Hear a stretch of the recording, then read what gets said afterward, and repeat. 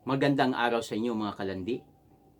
Ngayon naman ay simulan nating aralin ang isa sa mga subject sa ating paaralan, ang social studies. Bakit ba ito napabilang sa curriculum o sa mga subject sa ating paaralan? Ano ba ang importance na makukuha natin dito? Bago pa man yan ay bigyan muna natin ng definition. Kung ano nga ba itong social studies. Alam naman natin na mula elementary, high school, college, ay itinuro na sa atin itong social studies. When we say social studies, from the word social, ibig sabihin society. Studies, pag-aaral. Kumbaga sa Tagalog pa, sa simpleng Tagalog yung social studies, araling panlipunan. Tama? Bakit ba ito importante? Alam naman natin na kapag tayo ay nagtapos na ng pag-aaral, kapag mag-apply tayo, yung palaging mga examination sheet bago tayo maka-apply sa isang kumpanya o saan man tayo mag-apply, yung kadalasang examination na nandoon talaga about mathematics, English, yung dalawa. Lagi nating ma-encounter kapag nag-apply tayo sa mga kumpanya, ini-exam tayo nila, binibigyan tayo ng examination, pero yung bumubuo sa sheet na yon, sa examination sheet nila, kadalasan English at mathematics. Pero minsan ay may nahalo na social studies. Para sa akin, marami namang important subject, pero isa sa mga importante na mga subjects sa ating paaralan ay ang social studies. Diba? English, nagagamit naman natin araw-araw sa pag-apply natin, lalo na mathematics, nagagamit din natin. How about social studies? Sa napakarami pong subject sa school, ay nakadepende po sa course na i-take natin. For example, yung course natin about medical, siyempre, pag mag-apply tayo, kadalas yung examination about science, general science, at saka different branches of science. Pero kung hindi naman about medical, yung pag-apply natin about lang dito sa society natin, o iba-ibang mga kumpanya, kadalasan talaga English at mathematics at saka social studies. Ngayon, tingnan natin kung ano ba ang napapaloob o nilalaman ng social studies. What is social studies? Define. Ano ba itong araling panlipunan? Napakarami pong definition, makikita natin kung mag-research tayo kung saan-saan sa Google at sa iba't ibang aklat, ay makikita natin iba-iba yung mga definition, pero magkalapit lang ang kahulugan. Pero pipili ako, bibigyan ko kayo ng definition na easy lang, pero mas madaling maintindihan natin. Pagka sinabing social studies, ibig sabihin sa definition noon, is a branch of knowledge that deals with the study of society. Kaya nga, society, social studies. Nagpag-aaral sa society. Then, other definition, social studies, it is the study of individuals, communities, systems, and their interactions across time and place that prepare students for local, national, and global civic life. Ano daw? Pag-aaral individually. Aaralin natin ang iba't ibang individual sa society. Saka yung community, system ng community natin. Aaralin natin yun. At saka yung interaction. For example, sa interaction natin, local and national. At saka yung globally at civic life. Yung pagkasinabing civic, yung pamamayan, yung relasyon natin into society bilang isang mamamayan. Bilang isang good na mamamayan. Ano ba yung relasyon natin? Doon yung magsimula yung civic. Kita yung definition. Study of individuals, communities, system, and interaction across time and place that prepare students for local, national, and global civic life. Ayon yun, no? Yung pinaka-latest na approved na definition sa National Council of Social Studies. Another definition, kung ilagay natin sa education, social studies in education, sa education is a group of subject. Kabilang siya sa grupo ng mga subject. Students, group of subject that help students understand society. Ito yung pinaka-main purpose. Tuturuan o tulungan natin ang mga mag-aaral para maintindihan ang ating lipunan. No? And how people interact with each other and the world. Kung paano ba tayo nag-interact. Sosyo. Kaya nga, ano ba ang napapabilang o nilalaman kung aralin mo ang social studies? Siyempre, sa pag-aaral ng studies, hindi ito mabubuo kung hindi mo maaral una ang history, geography, economics, and government.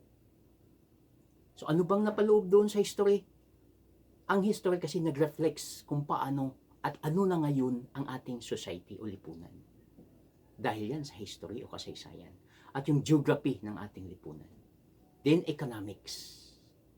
Microeconomics at macroeconomics kasama yung aralin mo para maintindihan na buo kung anong ibig sabihin ng social studies at saka yung government.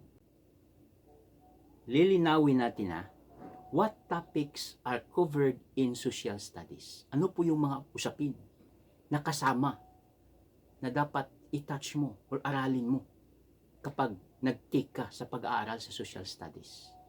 Linawin natin. No? It includes history, geography, civics. Kasama din ang law at philosophy, political science, at saka yung economics, culture, sociology, and psychology. Malinaw na kapag inaral mo at pinalalim mo ang pag-aral ng social studies, ay kailangan i-touch mo yung history. Saka geography, civics, law, yung batas. No? Alam naman natin na sa isang lipunan ay may batas na bumubuo doon. Kaya ako nasabi doon at the first, sa una nito, sa pag-explain ko, bakit kabilang kadalasan kapag nag-exam tayo, mag-apply tayo ng mga trabaho sa iba't ibang mga malalaking kumpanya, may law, may ordinance. So kasama doon, may political science. So naging kasama siya, part doon ang social studies. Diba? At saka economics. Culture, yung kultura, importante ito. Kaya nabuo, naging ganun na ang society natin ngayon. Isa sa dahilan doon yung kultura, culture. Sociology, palalim na yun, and psychology. Kaya dito mga kalandi, ay simula pa lang tayo. Ito, lesson 1 pa lang ito sa pag-aaral natin ng social studies. At the next episode nito, at the next lesson nito ay aaralin natin pa isa-isa yung history, saka yung geography, at iba't iba pang bumubuo ng social studies, which is i-connect natin sa society, sa lipunan, kung saan narito tayo ngayon. Siyempre naman, una nating aralin ang lipunan kung saan tayo, ang bansa kung saan tayo kabilang dito sa Pilipinas. No? At kung naintindihan na natin, nabuo na nating aralin ang about sa ating lipunan, ay simulan din nating mag-aral globally na sa lipunan ng mga ibang bansa. At i-compare natin kung ano yung mga missing at ano yung dapat na i-apply dito o hindi i-apply dito. So ito po'y simula pa lamang sa pag-take natin sa social studies. Ngayon, ano ba ang importance o benefits na makukuha natin sa social studies? Pwede man sigurong hindi na lang natin aralin yung social studies, di ba? Eh, wala na. Ano bang benefits na makukuha natin? Well, ngayon mga kalandi, titingnan natin, aralin natin, at sasabihin ko sa inyo kung anong mga benefits o mga importance na makukuha natin sa pag-aaral ng social studies. Una, bilang mag-aaral o mananaliksik, ay matututo ang isang individual na mag-engage. Magiging isang engaged citizen tayo sa pag-aaral sa social studies. Secondly, ma-develop natin yung critical thinking. Ma-improve natin kung ano nga ba dapat sa isang society. Malalaman natin, naintindihan naman natin at the primary level ng pag-aaral natin sa isang mababang paaralan kung ano ang bumubuo sa society. Family. Diba? Itinuro sa atin, family is the basic unit of the society. Kumbaga, para itong isang foundation sa society. Kung ano yung pagkasimula ng family. For example, bawat family ay maayos ang pagkalagay, mayaman, siyempre yung isang society, isang lipunan, maganda din ang kinahihinatnan at mayaman din ang isang lipunan. So nakadepende sa simula sa isang family. At sa loob ng family, alam naman natin na mayroong head of family. At doon, isa-isahin natin yung aralin kung ano nga ba ang mga role ng bawat isa. Includes yun. Kasi yung pinaka-foundation, family. Then, bilang isang mag-aaral at mananaliksik, ang benefits o importance na makukuha natin sa pag-aaral ng social studies ay magkaroon tayo ng isang maganda o rational na desisyon kung paano hahatol o ano ang itulong natin to create a public good, to become a good citizen. Yun po yung layunin ng social studies. Ang bawat individual ay maging isang good citizen. Then, another na makukuha nating benefit sa pag-aaral ng social studies ay maintindihan natin ang historical basis ng ating mga karapatan, rights, through sa pag-aaral sa Constitution.